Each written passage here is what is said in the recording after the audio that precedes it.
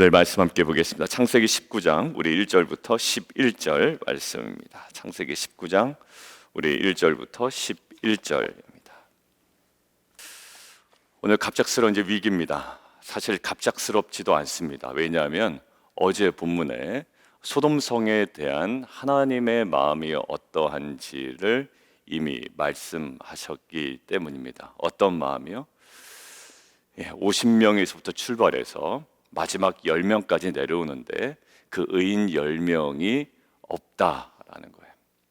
10명이 만약에 있었으면 하나님 그 소돔성을 심판하지 않으셨을 겁니다. 장난삼아 의미 없이 하시는 분이 아님을 우리는 잘 알고 있습니다. 우리는 이제 교리적으로 이렇게 생각을 하죠. 교리적으로 의인이 어딨냐 세상에 라고 이야기하지만 그래서 포기하는 부분이 너무나 많아요. 그 참 교리가 잘 들어오면 은혜가 되는데 잘못 들어가면 우리의 방종의 원인이 됩니다. 그 예나 지금이나 똑같은 것 같아요. 옛날에 어땠죠? 구원의 교리가 얼마나 은혜스럽습니까? 그죠? 구원의 근거가 뭐다? 우리에게 있지 않다. 있을 수가 없죠. 그런데 이 구원의 교리가 잘못 적용되면 무한 방종의 길로 들어갈 수 있는 결정적 근거가 됩니다. 왜 그럴까요? 내가 죄를 져도 안 져도 심한 죄를 져도 하나님께서 용서하지 못할 이유는 없는 거예요. 그러니까 그 공동서신전에 계속 반복되는 게 거짓된 선지자 조심하라, 거짓 교사 조심하라 이랬던 게 왜냐하면 교리적으로 파고 들어오니까 그들이 그냥 거기에 푹 안심하게 되는 겁니다. 그래서 유다서에 뭐라고 나와 있죠? 하나님의 은혜를 도리어 무엇으로? 방탕한 것으로 바꾸었다라고 되어 있잖아요. 마찬가지예요. 이거를 대할 때 의인이 어딨어? 하나님 앞에 의인이 어딨다고? 그냥 망하는 거지 뭐. 이게 아니라 어제 제가 말씀드린 것처럼 노아도 의인이요 당대의 뭐한 자라? 완전한 자라 이렇게 되어 있었잖아요. 우리가 묵상할 때 노아 그렇지. 노아가 지금 여러분들 안 보이는데 어떻게 하는지 아세요? 저한테?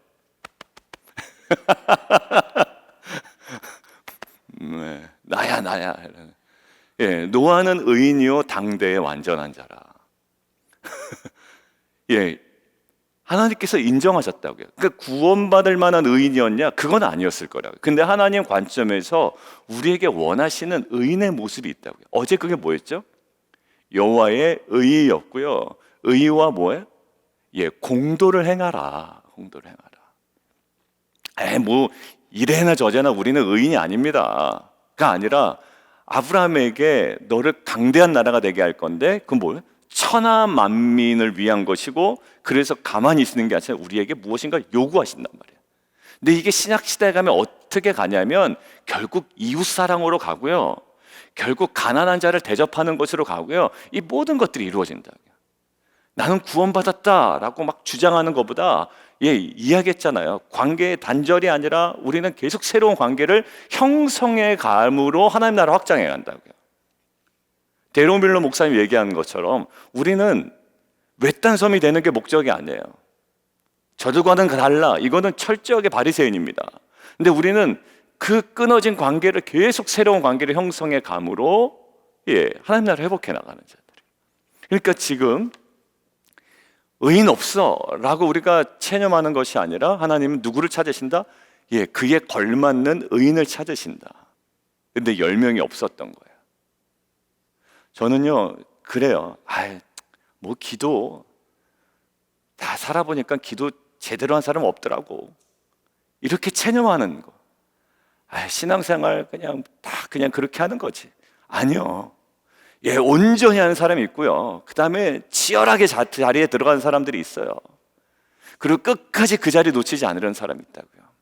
어떤 방식이든 이것이 개인적인 영성 차원에서부터 시작되지만 결국 그 정말 모든 관계가 회복됨으로 말미암아 진정한 하나님 나라를 세워나가는 공동체가 되기를 원합니다. 그 어느 것 하나 경히 여길 수가 없는 거예요. 자, 그런데 오늘 10명이 없어요. 이제 이게 낮에 일어났던 거예요. 굉장히 뜨거울 때 아브라함 어디에 앉아 있었죠? 굉장히 척박한 그 산지에 이동식 거처, 장막에 앉아 있으면 너무 더워서 그늘에 앉아 있었어요. 근데 지금은 어디요? 저녁 시간이 됐대요. 오늘 보니까 19장 1절에. 이게 최소 잡아도 30km예요. 그리고 길게 잡으면 60km입니다. 소돔이 어디인지 잘 몰라요. 근데 소돔을 북부로 잡아도 한 30km, 그 사해 남쪽으로 잡아도 한 60km 정도 돼요. 근데 30km만 잡아도 여러분 30km, 마라톤 풀코스 42km. 아마추어가 열심히 달려도, 저 같은 아마추어가 열심히 달려도, 죽을 똥 살 똥 달려도 4시간 10분에서 반. 그것도 야, 잘 뛰었다, 안 멈추고 용을 써가면서. 근데 어떻게? 낮에 막 이런저런 일이 있었죠. 대화가 있었고 이랬어. 근데 어때? 저녁 때 들어갔어. 천사는 천사다라는 생각이 들어요. 굉장히 빠르게 이동한 겁니다. 하루 사이에 이 일이 벌어지는 거예요. 자, 그런데 아브라함은 어디 있었죠? 가장 척박한 산지에 이동식 거처 장막에 햇빛 피해서 그늘에 앉아 있습니다. 오늘 롯은 어디에 앉아 있나 한번 보실까요? 장막에 앉아 있겠지? 아니요, 그렇지 않습니다. 소돔에 이르렀는데 롯이 소돔성 문에 앉아 있습니다. 다 뛰면 성문에 앉아 있죠. 자, 그러면 질문, 구약 시대에 성문은 어떤 의미가 있을까요? 성문은 상거래가 이루어지고요, 재판이 이루어지고요, 그다음에 거기서 많은 의견들이, 여론들이 수렴되는 장소예요. 핫플레이스입니다. 근데 소돔성 문에 앉아 있었다. 문 앞에 서성거린 게 아니라 앉아 있었다는 것은 이 롯의 신분이 어떻다는 것을 반증할까요? 좀 있다. 어느 정도 있다. 학자들이 이구동성으로 얘기합니다. 그냥 소돔에 거하는 그냥 한 평민보다는, 서민보다는 어떤 영향력이 있는 사람이었다. 성문에 앉아있다. 뭔가 재판을 하거나 결정을 하거나 판단을 하거나 어떤 그 지역사회에 영향력이 있는 인물이었다라는 거예요. 그 도심에, 장막이 아닙니다. 도심에 성문 앞에 앉아있습니다. 아브람과 좀 대조되죠. 그렇다면 거기 혼자 있었을까? 그렇지 않아요. 사람들이 많이 있을 겁니다. 옆에 있는 사람도 있고, 또 롯 앞에 모여든 사람도 있을 것이고, 여러 가지 그 이미지를 한번 생각을 해보시죠. 근데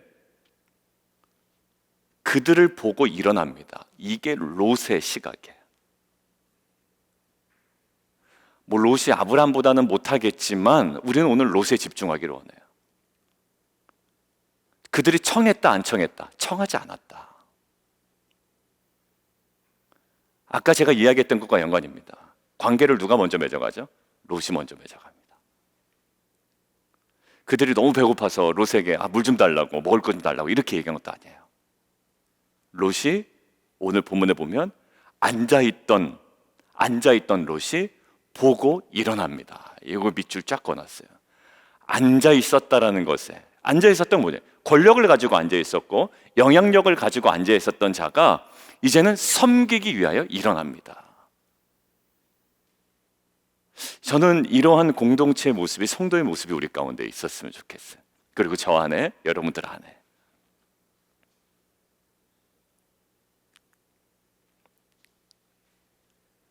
여러분들, 롯이 영향력을 가지고 앉아있다가 그들을 보고 일어납니다. 이제 이 모습을 가지고 우리가 무엇을 볼 거냐면, 소돔이 의인이 없다고 하는데 10명은 없지만 나중에 결과적으로 누가 살아납니까? 롯이 살아나고 롯의 두 딸들이 살아나죠. 아내는 안타깝게도 생명을 보존하지 못합니다. 근데 지나가는 얘기입니다만, 그리고 학자들이 궁금해가지고 뭐라고 얘기는 못하는데, 제가 이제 어제도 아내한테 얘기했어요. 내가 책을 읽는데 좀 특이한 걸 발견했어요. 그래서 뭐냐고 그래요. 아브라함이 손님 대접한 것과 롯이 손님 대접한 것에 차이가 있다고 비교를 하더라고. 근데 비교될 만해요. 왜냐하면 아브라함은 어떻게 했습니까? 고운 가루 세스하, 그죠? 세스하 얼마? 22리터. 한 100명 가까이 먹을 수 있는 분량을 굉장히 과도하게 고운 가루로 만듭니다. 근데 오늘 무교병으로 만들죠. 물론 뭐가 다르죠? 어제 그때 얘기할 때 레헴이 아니었다 그러죠. 레헴보다 더 고급진 어떤 빵을 지칭했다라고 얘기했잖아요. 그리고 뭐 제일 좋은 거를 아브라함이 고르죠. 송아지를. 그러다가 종한테 맡기고 빨리 음식을 만들어 가지고 오죠. 근데 오늘은 그거보다는 좀 덜한 느낌이에요. 그러니까 그거에 대해서 그냥 차이만 툭 던져 놓는 거야, 학자들이. 뭐라고 언급은 안 합니다. 그래서 아브라함이 더 낫다든지 롯이 못하다든지 그렇게 얘기한 건 아닌데, 근데 유독 하나가 아주 뚜렷한 게 있어요. 고운 가루 3쌀을 가져다가 누구에게 맡겼다? 사라에게 맡겼다. 근데 오늘은 롯의 아내가 안 나오는 거예요. 그러면서 학자들이 이렇게, 롯의 아내는 과연 어디 갔는가? 이렇게 되는 거. 과연 어디 갔는가? 근데 나중에 롯의 아내는 어떻게 되죠? 생명을 보존하지 못하죠. 연관 짓지는 않습니다. 근데 학자들이 롯의 아내는 과연 어디 갔는가? 롯이 혼자 이제 뭔가 다 처리하는 느낌이에요. 뭐 이렇게 그것이 맞다는 아니지만 아무튼 차이가 있죠. 근데 지금 우리가 이 모습을 통해서 무엇을 보려고 하냐면, 롯이 이 소돔에서 소돔 사람들과 동화되지 않은 2가지 뚜렷한 모습이 나타나는 거예요. 오늘 본문에서. 왜? 그는 생존자입니다. 그렇다는 것을 우리가 미루어 짐작할 수 있는 거예요. 그러면 동화되지 않은 뚜렷한 2가지 모습인데, 첫 번째가 바로 이 모습이에요. 많은 사람들이 봤겠죠. 그리고 여러분들, 교회에 오래 다닌 사람은 특징이 어떻게 됩니까? 계속 관계를 맺어나가야 되는 거거든요. 그래서 오래 다닌 사람들의 특징은 뭘까요? 새가족이 오면 어떻다? 딱 알죠. 여러분들, 지난주에 새로 오신 분은 모든 분이 새가족입니다. 그죠? 집사님을 봐도 집사님이 오래 계신 분인지, 뭐 새벽 예배 반주하신 분인지 몰라요. 새가족들은요, 다 새가족이에요. 우리 집사님이 교사로 섬기는지 모른다고요. 수미 집사님이 칠드런 교사인지 유스 교사인지 아무도 모른다고요. 근데 오래 다니신 분들은 알아요. 새로운 사람 왔다. 롯은 딱 안 거예요. 저거가 아니죠. 저분들, 뭔가 이방인이다, 방문자다라는 걸 알았던 거야. 그래서 일어나서 영접하고 땅에 엎드려 절합니다. 딴 사람들 없었을까요? 있었을 거예요. 유독 관계를 맺어나가요. 그리고 어떻게 하나요? 주여, 돌이켜 종의 집으로 들어와서 발을 씻어 주무시고 일찍 일어나 갈 길을 가소서. 그 당시에 보편적인 문화라고 하지만 제가 이틀 전에 얘기했습니다. 그러다 그렇게 안 한 사람 많았다라는 거예요. 근데 뭐라고 그러죠? 아니다, 우리는 거리에서 잘 거다. 근데 롯이 아마 알지 않았을까라고 이야기를 해요. 무엇을? 소돔 분위기를. 큰일 나는 걸 알았을 거야. 지금 보니까 큰일 날 거잖아요. 그러니까 롯이 다시 간청합니다. 그러실래요? 그냥 버려둔 게 아니라고요. 우리도 몇 번? 3-4번. 그죠? 드실래요? 아니에요. 그래도 드세요. 그럴까요? 그냥 가져갈까요? 이러면 안 된다고요. 항상 몇 번? 한국에도 3-4번. 거리에서 잔다라는 거예요. 아니죠. 간청합니다. 그제서야 돌이켜. 안 했으면 큰일 날 뻔했습니다. 자, 집으로 돌아옵니다. 식탁을 베풀고 무교봉을 구우니 그들이 먹습니다. 좀 빨리 진행되죠, 얘기가. 막 아내 통해서 시켰다, 뭐 종을 통해서 잡았다, 이런 거 없어요. 근데 바로 어디로 딱 본문을 끌고 가냐면, 사람들이 다 애워쌌다라는 거예요. 그 새로운 사람들을 같이 환영해 주러 새가족들을 환영해 주나 보다라고 했더니 뭐예요? 그놈들 잡아먹으려고 지금 온 거예요. 뭐 한다고? 5절. 그들을 상관하리라라는 거예요. 상관, 야다, 뭐였죠? 우리가 많이 알잖아요.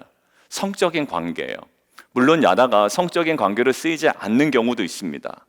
그래서 이 본문도 그렇게 해석하지 않으려는 소수의 입장이 있긴 하나, 결국 어디서 무너지냐면 뒤에서 무너집니다.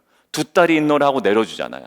두 딸이 있노라 하고 내놔주는 느낌이 뭡니까? 이 롯이 두 딸과 상관하라는 거야. 상관. 이 성적인 것들을 롯이 이미 갖고 있어요. 그러니까 이들이 상관하겠다라는 것은 뭘까? 동성애 강간이든지 동성애를 가지겠다라든지 합의든지 합의 없이 강제로 우리가 관계를 맺겠다라든지 그런 것들을 지금 요구하고 있는 거예요.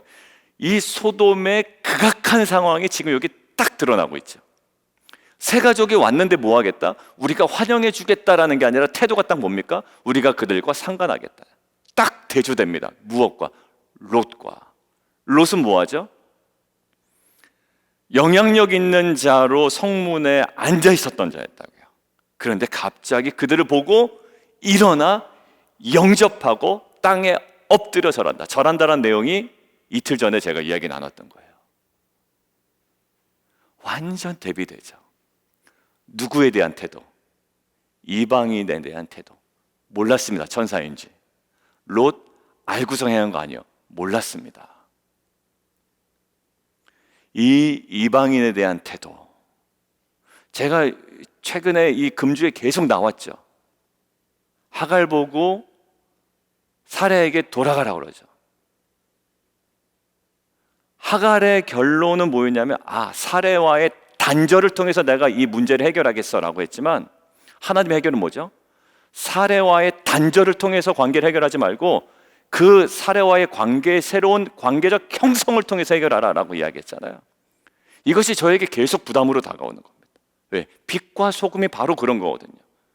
나는 세상 사람들과 달라로 우리의 존재감을 드러내는 것이 아니라 모든 관계를 새롭게 복원해 가는 거예요. 레스토레이션, 복원의 감으로 관계를 형성해 감으로 하는 거예요. 지금 뭐죠? 딱 이 관계를 깨면서 지금 자기들의 만족을 얻으려는 이 사람들과 달리 뭐예요? 관계를 회복해 나가고 있습니다. 동화되어지 않았다라는 특징이에요. 뭘까요? 그 사람들에 대한 태도였습니다. 마치 아브라함과 같은 아브라함과 같은 이 부지중의 천사를 대접하는 거예요. 막대하지 마세요. 여러분들 보면 나보다 조금 못하다 싶으면 막대하고 하대하고 말 막하고 이런 경우 참 안 됐습니다. 안 됩니다. 안 됩니다. 막 하대하다가 막 말도 툭툭 좀 막 놓고 이러다가 나중에 알고 보니까 이 사람이 대단한 사람이었네. 그때서야 막 또 입장을 바꾸는 이런 세상적인 접근은 우리 가운데 없어져야 되지 않겠습니까? 항상 뭐예요? 주님 대하듯 어떤 사람이든지 간에 주님 대하듯 천사 대하듯 사람을 가려가면서 그러지 마시고 항상 주님 대하듯 어디에? 동화되지 않았다라는 결정적 특징이에요. 이 사람들은 어떤가요? 막 달려 들어오죠. 환영하러 오는 게 아닙니다. 그들과 상관하겠다. 두 번째, 동화되지 않은 모습, 위기 상황 가운데 딱 드러납니다. 자, 난리가 났습니다. 어떻게 하겠습니까, 여러분들? 선택은 여러분들이 할 수 있어요. 그냥 툭 던져도 됩니다. 그러시겠습니까? 나는 모릅니다. 당신들이 알아서 하는 겁니다. 하고 그냥 문을 열어줄 수도 있고 모른 채 할 수도 있습니다. 내가 불강력이었잖아요. 불강력으로 그냥 내던질 수가 있습니다. 그런데 끝까지 어떻게 하죠? 6절 뒤로 문을 닫습니다. 자기가 전면에 나서죠. 비겁하지가 않은 거예요. 그리고 8절 두 딸을 이야기합니다. 여러분들 이것들은 여러 가지 해석이 많습니다. 롯의 너무 경솔합니다. 아니면 자기 희생이다. 입장이 다 달라요. 제가 무엇인가로 요구하지는 않겠습니다. 여러분들이 맞춰서 그냥 묵상해 보시면 될 것 같아요. 자기 딸까지 줄 정도로 자기 희생이다라는 보는 사람이 있고, 이거 너무 경솔하다. 뭐였죠? 서원 잘못해가지고 자기 딸을 죽인 그 사사가 있지 않습니까? 너무 경솔했다라는 사람이죠. 하여튼 저는 오늘 어느 쪽으로 가려고 그러냐면 그래도 롯의 희생으로 좀 보도록 하겠습니다. 두 딸까지 누구를 지키는 거예요? 그러니까 이 사람들을 지키겠다. 우리 집에 들어온 사람 끝까지 지키겠다라는 거예요. 9절 그런데 무슨 평을 받습니까? 네가 이제 딱 그의 치부를 공격하거든요. 이 나쁜 사람들이. 10절 보십시오. 그들이 이르되 너는 물러나라. 또 이르되 이자가 들어와서 거래하면서 우리의 법관이 되려 하는도다. 예, 이자가 들어와서 거래하면서 우리의 법관이 된다. 너도 외부에서 들어온 놈 아니야. 이제 무엇까지? 우리의 법관까지 되려 하는도다. 오히려 그동안에 영향력이 있었던 롯의 모습을 오히려 딱 폄하해 버리죠. 조롱합니다. 그리고 9절 맨 마지막 문을 부수려고 하는지라. 이제 물리적인 폭력과 정말 문의 파손, 거기에 이제 완전히 희생될까지. 이제 너를 더 헤아리라라는 거. 그리고 문을 부수려고 합니다. 여러분들 집단적 폭력 문화를 잠재우기 위해서는 이 롯은 너무 미력한 개인입니다. 여러분 집단으로 이렇게 치고 들어오는데 이것들을 막고 저항하기에는 너무 미력한 개인이라고요. 근데 자기가 할 때까지 그 지점을 놓치지 않습니다. 끝까지 그들의 어떤 그거에 대해서 뭔가 결론은 나지 않겠지만 거기까지 끝까지 동화되지 않아요. 끝까지 내 집에 들어온 사람들을 지킵니다. 심지어 딸을 내준다는 결정을 이야기할 정도까지 가면서 끝까지 지켜내죠. 자, 그런데 결정적인 순간, 이 위기의 순간에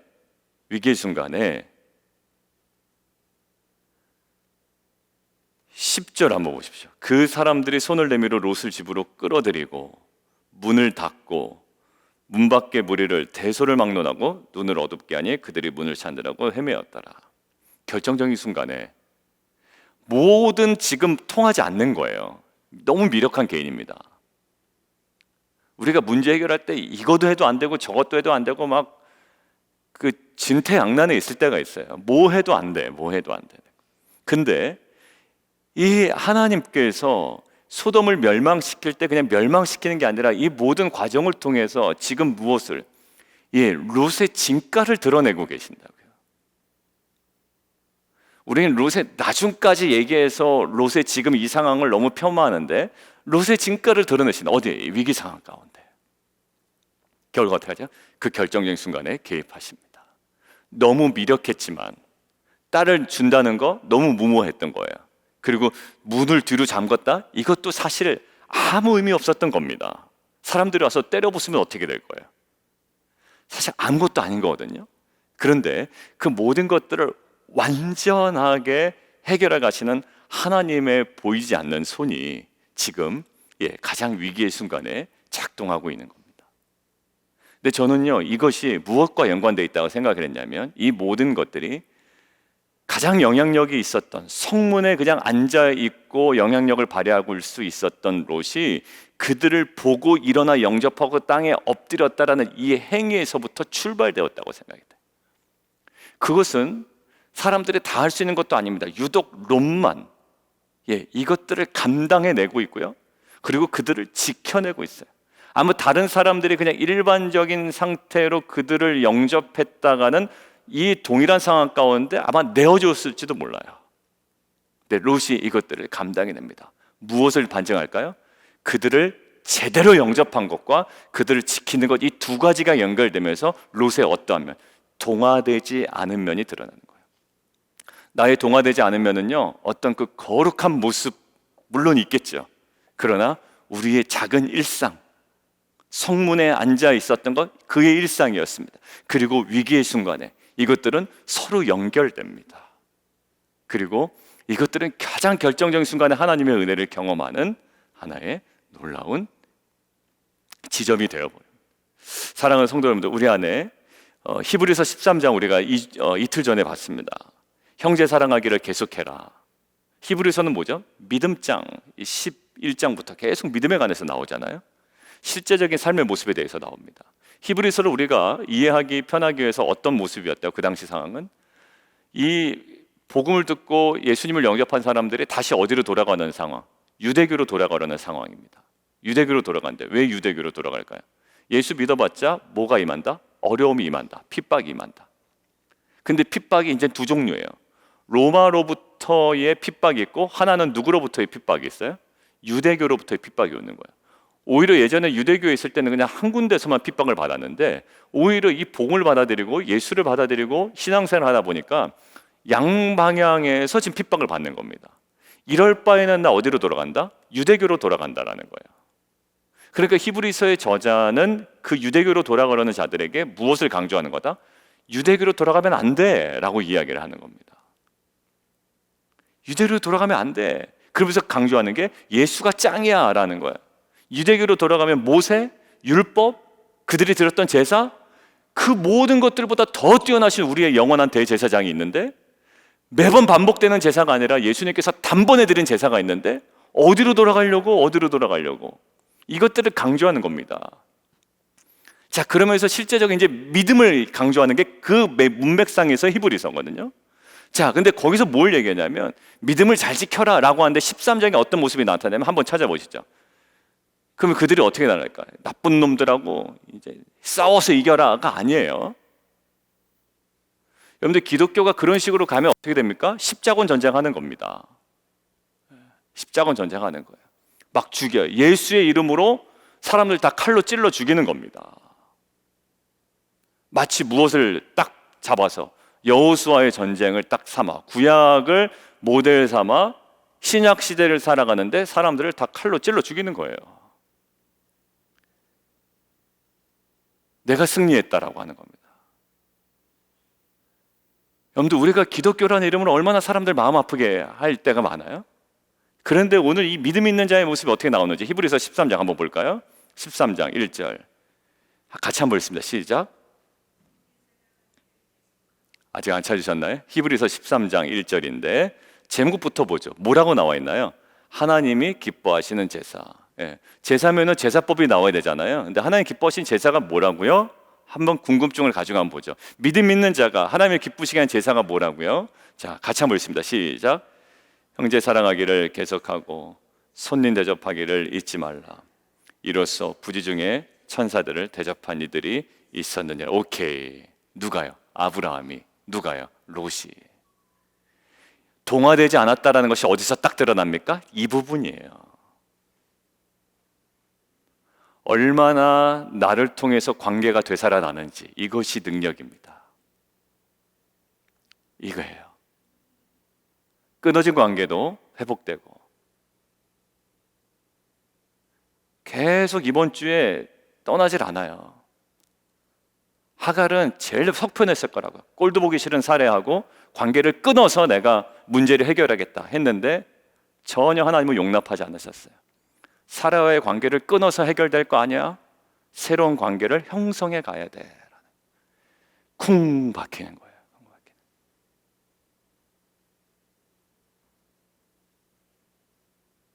제일 속 편하죠. 남편하고도 그냥 얘기 안 하는 게 제일 편합니다. 그럼 해결이 되든가요? 안 돼요. 이야기를 해야 됩니다. 오해가 있으면 풀어야 되고. 누구를 위한 거였다고요? 하갈을 위한 거였다고요. 하갈을 위한. 오늘 보십시오. 부지 중에 손님 대접했습니다. 결국 누가? 이 롯이 은혜를 입죠. 3절까지만 읽습니다. 13장 3절 시작. 너희도 함께 갇힌 것 같이 갇힌 자를 생각하고 너희도 몸을 가졌은즉 학대받는 자를 생각하라. 이게 어떤 제목 아래에 있다고요? 하나님이 기뻐하시는 제사. 결국 우리의 능력은 어디서 나오냐면 이 섬김에서 나옵니다. 섬김에서 나와요. 근데 왜 섬김에서 나오냐? 이게 예수님이 보여주셨던 삶이기 때문에 그래요. 나는 섬김을 받으려 함이라 뭐하러 왔다? 섬기러 왔다. 부부싸움의 원인이 뭘까요? 내가 더 인정받으려고 하는 거예요. 내 말이 맞고 너 말 틀리다. 이거 아닙니까? 결국 부부싸움 할 때 내가 좀 대접 더 받겠다라는 거 아닙니까? 그것이 부부싸움만 그러나요? 사람 관계에서도 그렇잖아요. 처음에야 아주 예의 있게 돼야죠. 근데 관계가 좀 편해질수록 우리는 더 받으려고 하잖아요. 섬김을 받으려 함이 아니라 섬기러 왔다. 오늘 롯의 모습 보십시오. 섬김을 받는 자리였을 거예요. 성문에 앉아 있습니다. 그런데 그를 보고 일어나 영접하고 땅에 엎드립니다. 능력은요, 섬기는 데 나타나요. 그게 바로 십자가예요. 거기에 바로 능력이 있습니다. 얼마나 사람들이 나를 이렇게 인정해 주느냐가 아니라 그 사람의 그리스도인다움 뭘까요? 얼마나 많은 사람들을 섬겼느냐요. 예전에 최태섭 장로님 얘기했죠. 한국유리 초대 회장, 그리고 기아대책 끼고 초대 회장이었던 최태섭 장로님. 그 장로님의 특징은요, 수많은 사람들을 섬겨요. 많은 분들이 그분을 보고, 물론 돌아가셨지만 예수님의 모습 닮았다. 왜요? 저 사람의 신앙이 좋다라고 인정받는 자리에 올라가질 않으셨어요. 항상 돕는 자리. 그래서 어떤 자리요? 그 최태섭 장로님 일화를 제가 여러 개 이야기했습니다. 결국 그래서 전 세계 가난한 자들을 돕는, 떡과 봉으로 돕는 기아대책회의 출발을 그 장로님이 하신 겁니다. 그때 기독교인들을 중심으로 지금까지 그 선교 사역은 수백 명의 선교사를 파송하는 선교단체로 지금 한국에 딱 자리매김하고 있잖아요. 월드비전도 못합니다. 월드비전은요, 재정 규모는 큰데 선교사 파송 안 하거든요. 굿네이버스, 재정 규모는 조금 더 많을지 모르지만 선교사 파송 안 합니다. 기아대책 끼고 선교사 파송을 하고 있죠. 여러분들, 이게 어디서 나타날까요? 섬김이 능력이에요. 우리 안에 롯이 결국에 여러 가지 있고 그래도 아브라함이 맞아요. 그렇지만 오늘 롯에 집중하여 결국 부지 중에 천사를 대접한, 그리고 위기 순간에 끝까지 동화되지 않았던 이 롯의 모습, 이 섬김의 모습, 그리고 자기 희생의 어떤 그 결단, 그리고 그곳을 돕고 결정적인 그 해결책으로 우리에게 다가오신 하나님의 그 은혜, 이 모든 것들을 우리가 좀 더 누리고 전하며 그 복음의 능력을 드러내는 귀한 공동체가 되기를 원합니다. 우리 함께 좀 기도하며 나가도록 하겠습니다. 우리 함께 좀 기도하겠는데요, 아브라함의 부지 중에 천사를 대접한 사실과 또 오늘 롯의 그러한 사실과, 그리고 소돔이 결국 망하게 되는데 결국 누가 남았냐라는 우리의 결론을 알고 이 본문을 대하는 우리로서는 이것을 그냥 지나칠 수가 없는 겁니다.